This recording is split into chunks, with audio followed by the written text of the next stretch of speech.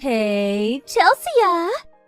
You'll never guess who I saw coming out of the bargain price supermarket yesterday. You!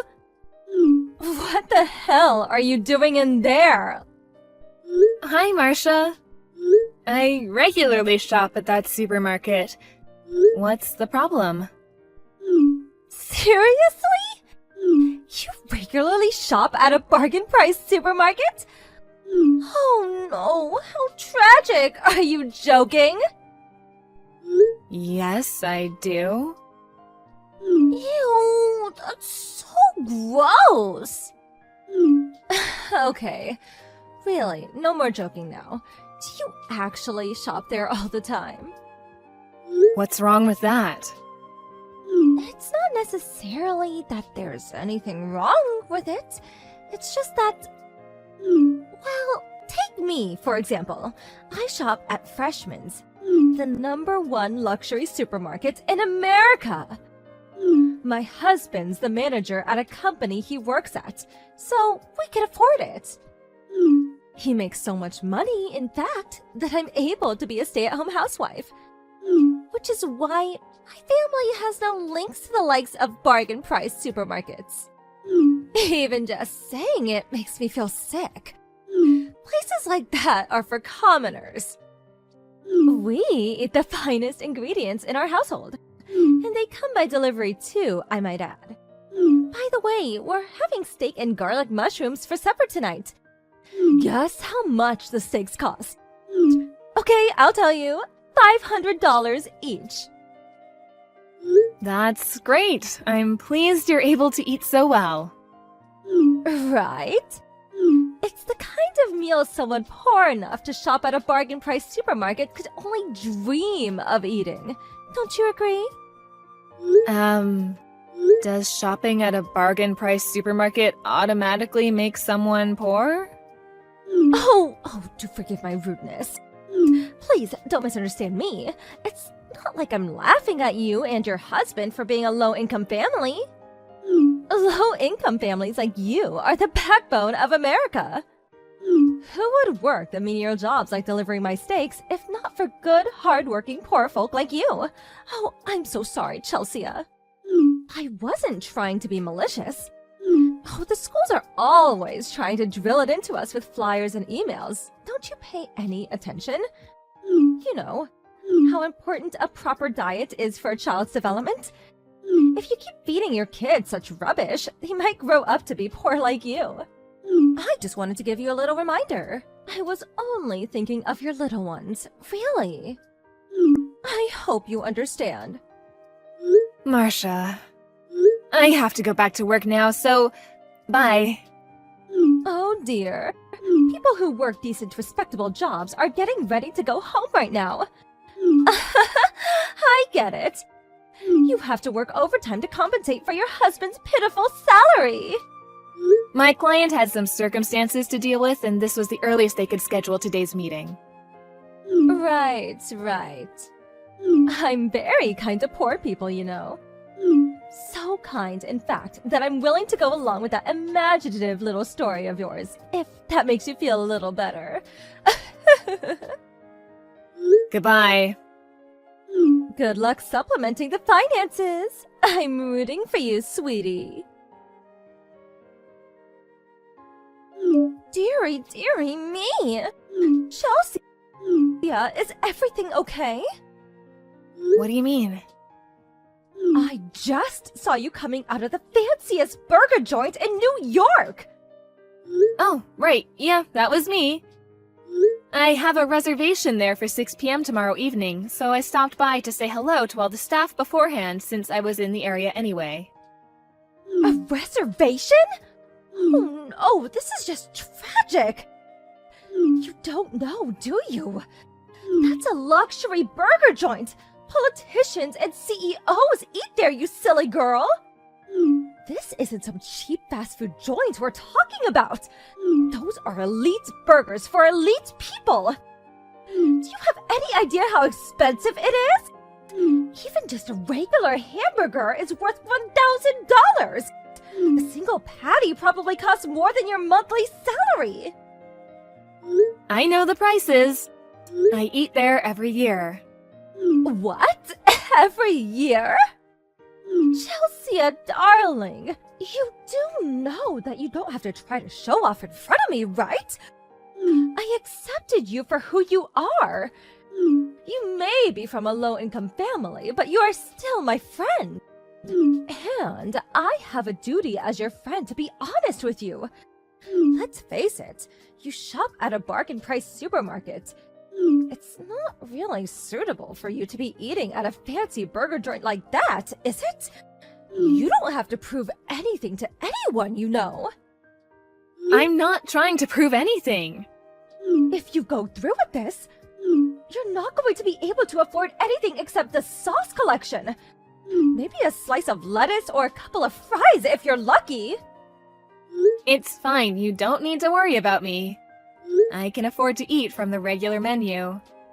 Don't be so unreasonable!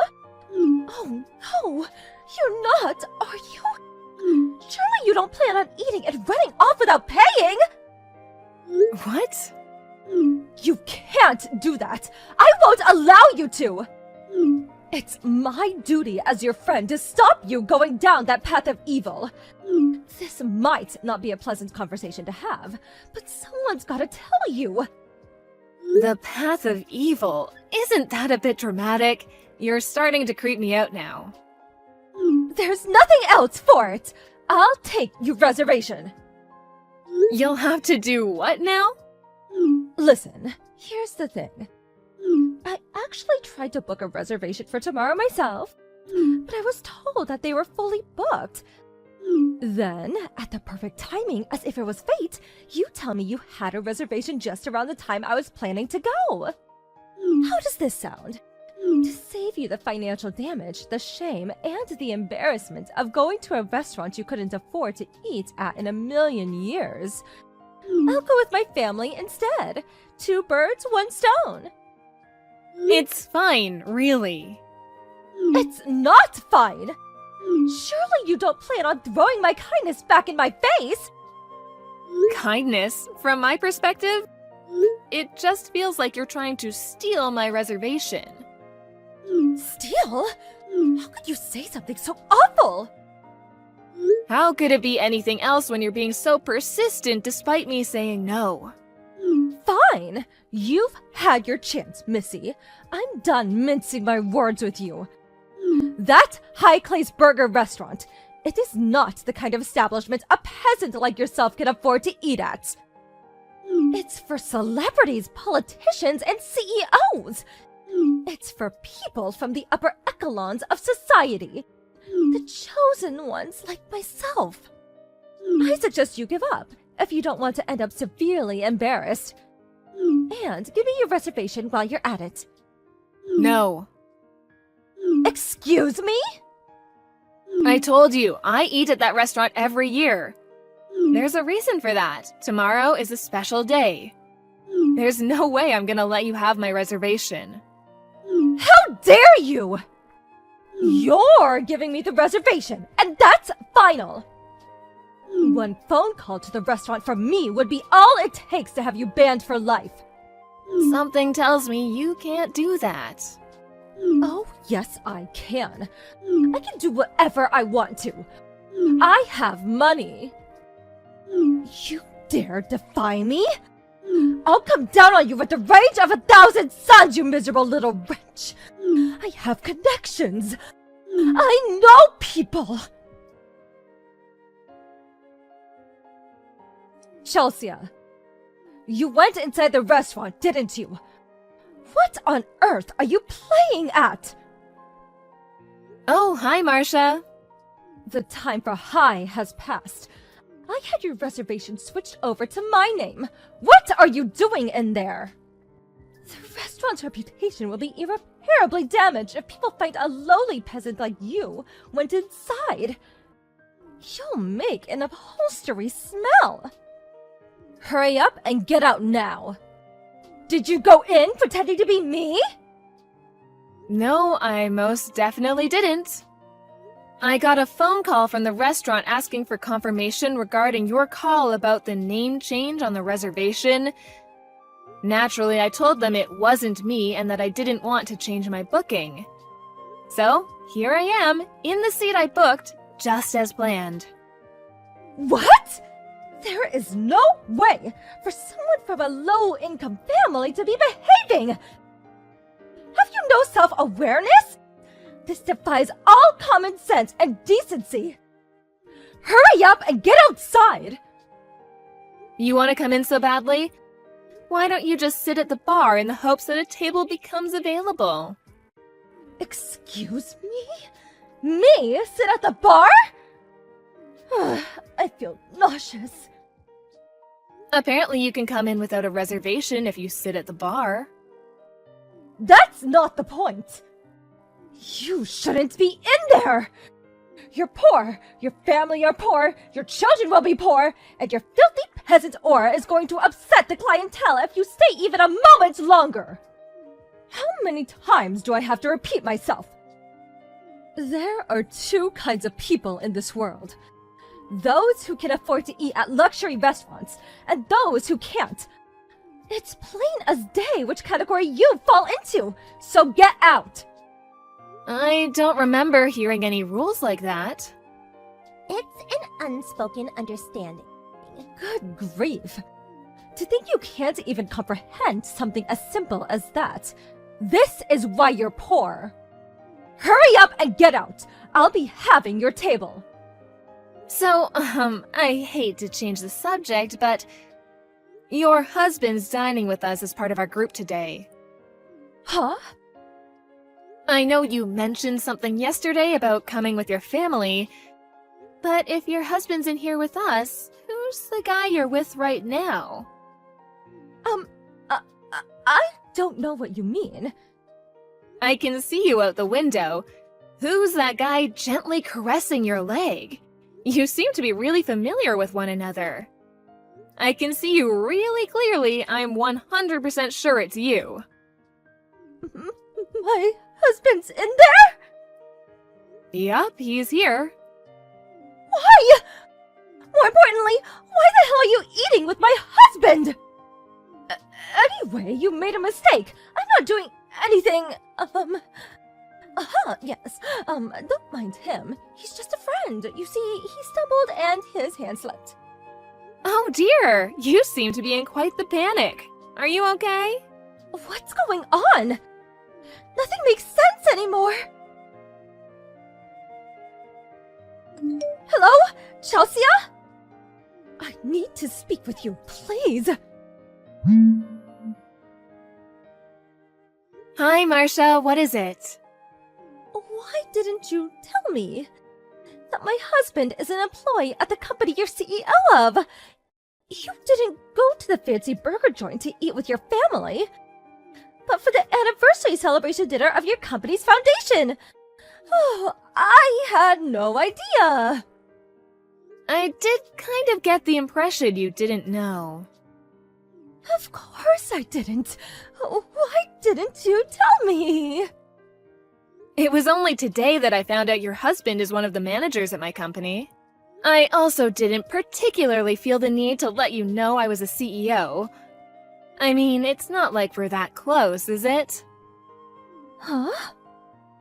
Besides, I like keeping my work and private life separate. I only know you through nursery. We only see each other outside the gate sometimes while waiting for the kids to get out. There was no way I was gonna tell you about my job unless you specifically asked me. Even if I did, I certainly wouldn't start bragging about my position. My job isn't some tool to be used to feel superior to others. Oh my god. But why would you shop at a bargain price supermarket if you're filthy rich? Well, that supermarket has a really good reputation for sourcing fresh, quality ingredients at low prices, which really appeals to me. What? Quality ingredients at discount prices. What's not to like? That's our family's policy on food, and I plan on instilling the same values in my kids. Wait, have you been looking down your nose at me this whole time? Not at all. I just don't have the time or energy to engage in pointless egotistical disputes over social status. Anyway, don't you have something more important than messaging me to be worrying about right now? Huh? Your husband knows, you know, about the affair. What have you done? This would have never happened if you just gave me a reservation when I asked! Even if you got the reservation, do you think you'd have been able to afford the bill? What? My family has money. Of course I'd be able to pay. In any case, you should probably be thankful you're not being charged for 40 people's meals. 40 people? If your attempt at stealing the reservation had succeeded, you would have owed $7,500. 7,500? Today is the anniversary celebration of the founding of the company, and being that we're fairly large, it was obviously going to be a big event with a sizable budget. You wouldn't have been able to rely on your husband's money, though. What with him being dead set on divorcing you now, would you? Apparently he's going to demand compensation, too. He'd never divorce me. Is that so? Actually, you know what? Your divorce is none of my business, so I'm gonna leave it there. Good luck to you both. Marcia's confidence in the safety of her marriage was misplaced, and her husband did indeed divorce her. With that, she had no choice but to go and live with her parents. Custody of the kids was handed to her husband due to his stable financials. Marcia's lover was, believe it or not, a college student. It turns out the reason she was so frantically trying to steal my reservation was because it was her boyfriend's birthday.